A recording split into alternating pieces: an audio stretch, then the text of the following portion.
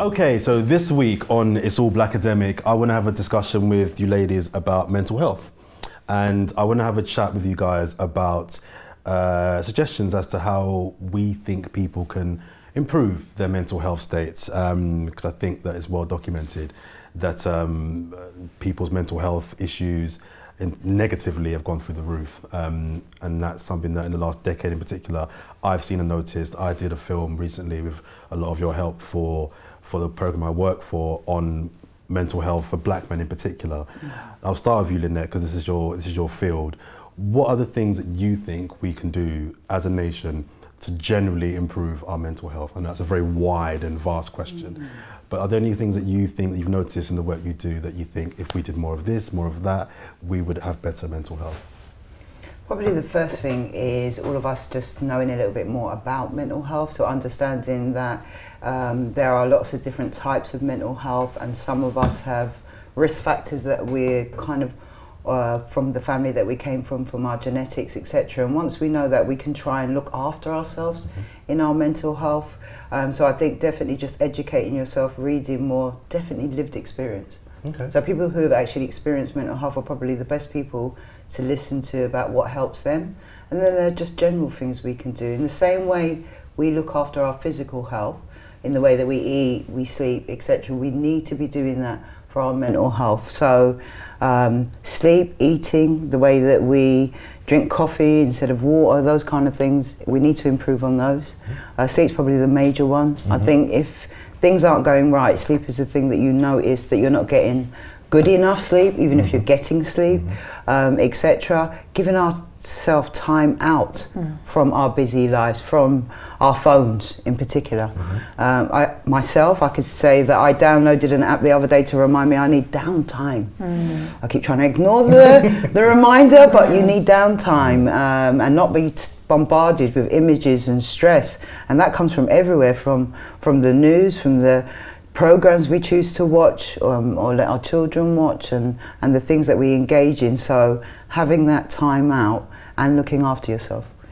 Claire, what for you are some of the open goals, some of the more obvious things that we can do as individuals to improve our mental health? Well, there's two areas that I'm really passionate about at the moment, and one is financial literacy. It's incredible how many of my peers, myself included, can get very stressed when it comes to money. And whether that's because you're a workaholic like myself, or whether that's because you bury your head in the sand and you don't check your bank balance, or because you're a spendaholic, or because you're a hoarder, that is all connected to money. And that's the underlying issue there is your sense of self, your sense of self-worth. And so I say finances, but then I also say there needs to be a spiritual awareness of who we are, the essence of who we are, what works for us, what feels good, what doesn't, why we're doing the things that we're doing, why we're trying to get to where we get to. But it's that pause, that time to think, that time out. And I like myself, I write it in my diary, down time, off time. And in fact, there's a new app that I've researched that I'm going to download, because I find it very difficult to switch off, but it's habitual. And I recognise that actually being black in this country, the work ethic of my parents and their friends and the extended family, it's always been work hard, but actually it's work smart. And there's a bit of a conflict going on. What does smart work actually mean? Does it feel good when I've done less work but achieved the same thing? Maybe it doesn't, and I have to address that. So I think definitely spirituality and financial literacy for me. And I thought, what for you are some of the controllables? There are things that we can't control that are going to contribute to our stress. So I'd imagine things like the weather being rubbish in this country. We can't control that. This year's been alright. It's been actually you're right. It's been a rare being one. Positive. You're right. What are the things that you feel I can control to maintain my level of mental health? Do you know that I read a study recently about, bear with me, our economic structure in Britain today, and it was really interesting because it said that we used to be a nation of manufacturing and production, and now we're a nation of consumption. Our entire economy is built on consumption and debt. So in line with what both of you have been saying, we consume, and a lot of us, that is how we relax. We do online shopping, we kind of think about things we want, we plan holidays, we consume, and in so doing we get into debt. And that's not just us being financially literate, although we are, because most of us, including me, I had no financial education at school, kind of to work it out, often the hard way. But our economy is dependent on us all continuing to be in debt all the time. That's right. And so it's a setup, you know, where we are set up to have all these credit cards. You can't even get credit if you don't borrow money. You know, you can't have any access to assets if you don't borrow money and become in debt. So I think that a lot of us are struggling to make sense of this society we find ourselves in. No one really explains it to you. You just kind of get, you know, immersed in it, and then one day you wake up and you realise that you spend all your spare time consuming and you're in loads of debt. and you know, and that can be like mildly stressful, or it can kind of trigger a proper mental breakdown, because you combine that with the way we work, and we work longer hours and have less family time than all other European countries, and we're also less productive, so we're not working smart, you know, we're just working because that's culturally what we do. We don't stop to eat, we don't eat together, and then you add all the social media and the pressures of social media and then the screen time, and it seems like a kind of recipe for disaster. And it's no surprise that, you know, I read today that young people have unprecedented levels of sleeping anxiety in Britain. So this is affecting our children. They're being prescribed drugs to help them sleep.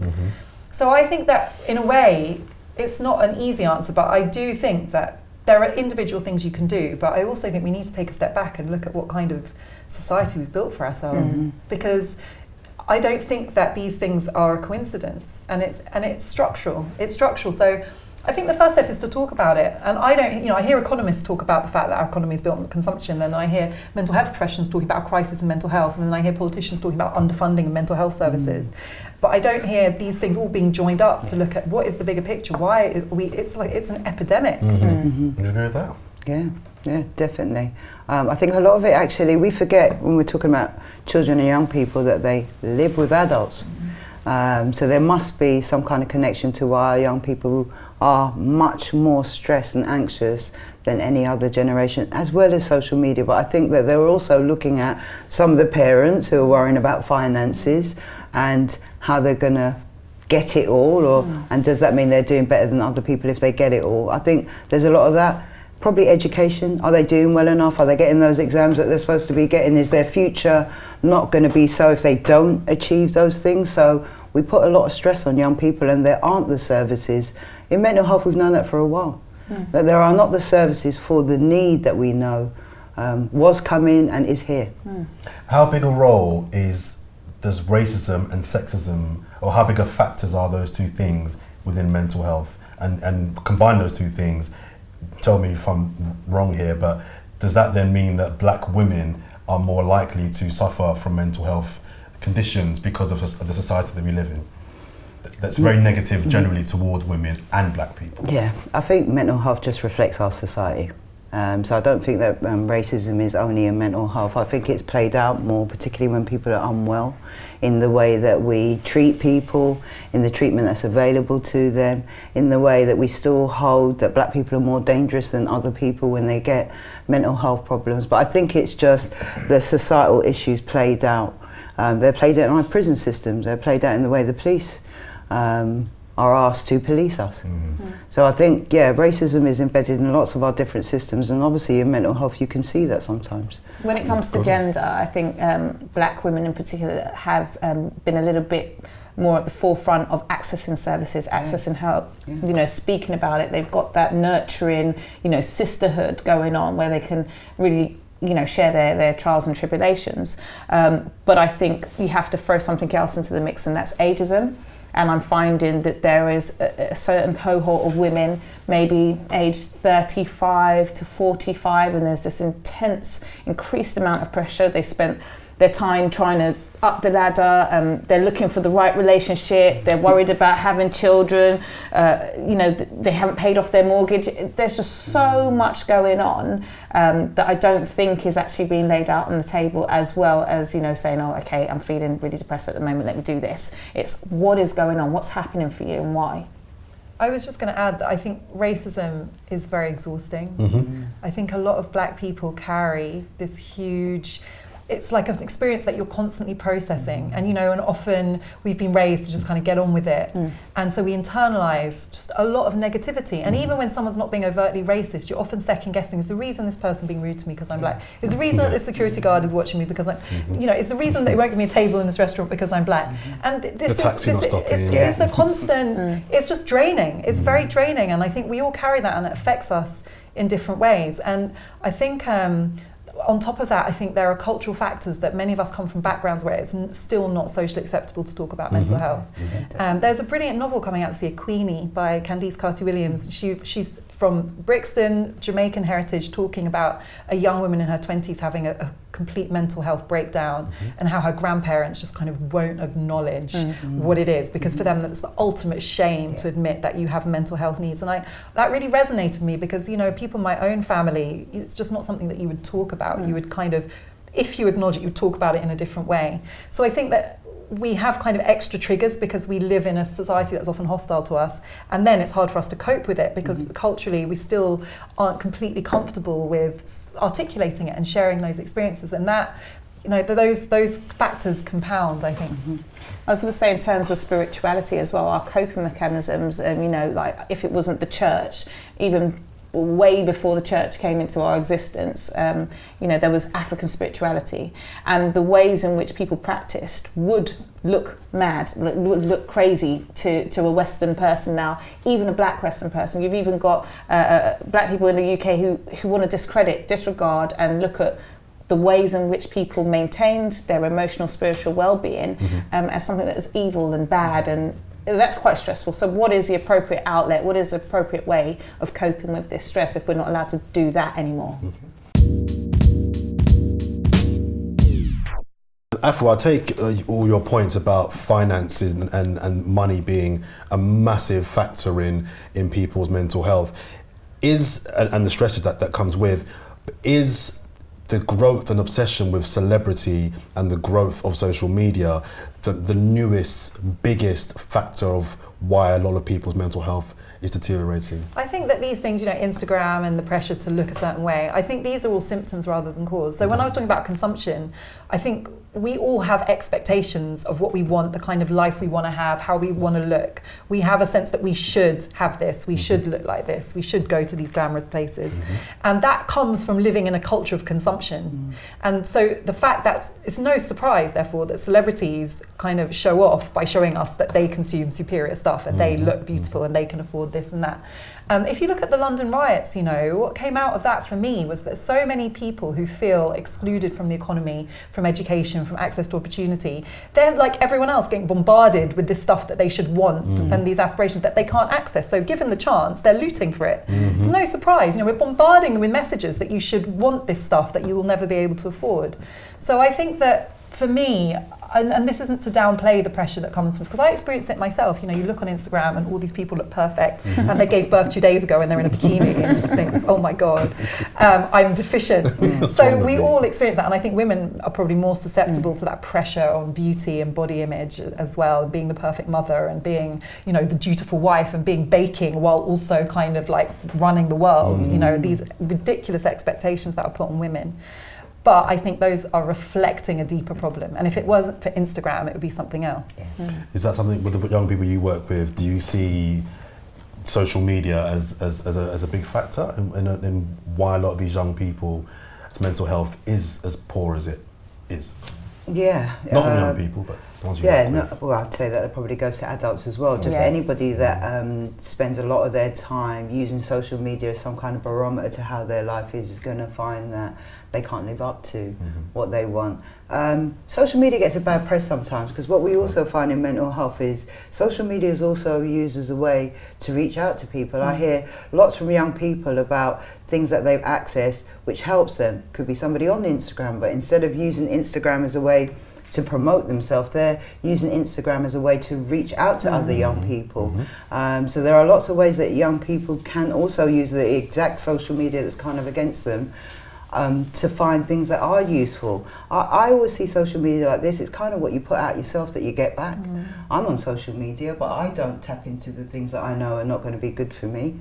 My social media is probably filled with spiritual, positive things, people that are doing things, people that are trying to achieve things, and maybe I could be part of their support or promoting what they're doing. So I think it's about what you want from social media is what you can get from social media, maybe educating people that it works both ways. Some people are seeing it as a job though, and that's, again, it goes back to the whole financial thing. It's how else can I make money? If I can't necessarily get that job, I'll be a social media influencer. That's my ambition. People are getting paid to wear this kind of clothes, to go on these kind of holidays, more pressure. So for those who are aware and, you know, deselecting friends or peers or people who just make them feel bad about themselves, even if they're doing great things, not everyone has got that confidence or, you know, the savvy to go, right, that's it, that's not good for me, this is what I'm doing. What can the government do? What should the government be doing to improve the nations? Again, I know they can't help everybody individually, but are there things that you would like to see the government do from top down that could have a positive impact on people who are struggling? I don't think the government can control everything. Is it a bottom-up thing as opposed to? Yeah, it might have to be. It might have to come from the people. I don't think we should always trust that our government can resolve every issue that we've got for ourselves. So I think it does have to come from the bottom up, and we need to say what we need and what we don't need, and then they can regulate that for us.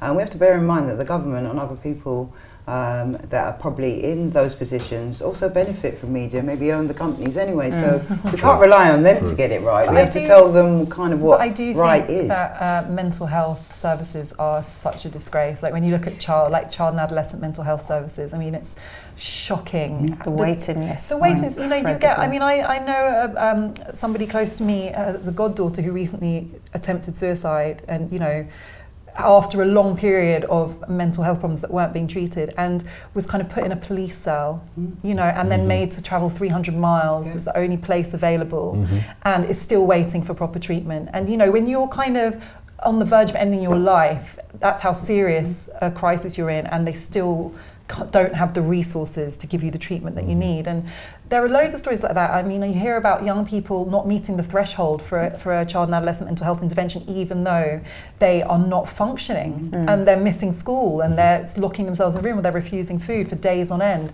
It's really serious, and I think that there's just no excuse for that. We are the 4th richest economy in the world. When we have children who are on the verge of taking their own lives, we're not helping them. That to me is I can't make sense of it. And I think it's just because there is so much ignorance and there's not enough apparently political capital in showing voters that we take this seriously. I was going to ask, do we think it's a resource problem or do we think it's an understanding problem? They don't understand how to really get to the people that need it the most, or is it there's just not enough resources or bodies or organisations to help those people? I think they understand what the problem is. I think that they have not resourced that problem for a long time, and the quote was always about austerity and cuts, but they haven't invested in the mental health system, particularly for young people. And we always focus on the part when young people are suicidal, but there's a journey before that. Where are the services long before they need CAMs?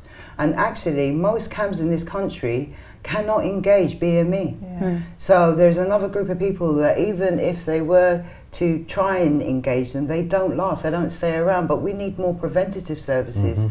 A child shouldn't get to the point that they're suicidal before even considering help, and then the help not being there anyway. I've heard children saying you need to attempt suicide if you want to get treatment. So now they've created a perverse incentive that that's the only level of risk that they'll recognise and take seriously, which is, I mean, it's horrific that you would create an incentive for children to do that in order to get services that they need to access. Is that what you see? And well, self-harm amongst young girls, there are real issues there. I'm not sure what it's like amongst young boys, but having worked with young women in that area, it almost feels like a trend at some stage. But in terms of professionals and what professionals are paid to work with young people who have these needs, it's absurd. They're underpaid, there's no clinical supervision, they're expected to handhold and be a social worker often for young people in the capacity of a mentor. And I think that is incredulous. You've also got organisations who do early intervention work, but there's not enough of them. So Place to Be, who go into schools, that's great, but you should have way more of those initiatives and charities and organisations doing things from early on, saying it's okay to ask for help, it's okay to not feel good all the time. Primary school is a great place to start at. So just to wrap up, so in terms of suggestions, just going back to the top almost, are we saying that sleep, eating patterns and taking time out are the controllables that, if anybody that's watching might be thinking, I'm struggling, I don't know what to do to help my situation, are those three of the things that we're saying there, you can do those things easily, that will contribute to better mental health? Yeah, and asking for help. Just talking. And connecting with other people. Sorry, the list seems to be growing. But I just think that, asking for help, connecting with others, finding your group, your tribe, whoever they might be. They're really important things, because you can take care of some of those things like sleeping and eating, but you also need connection with other human beings. And that's actually crucial for all of us. Perfect. Lynette, Afua, Claire, thank you very much. Thank you. Thank you, ladies.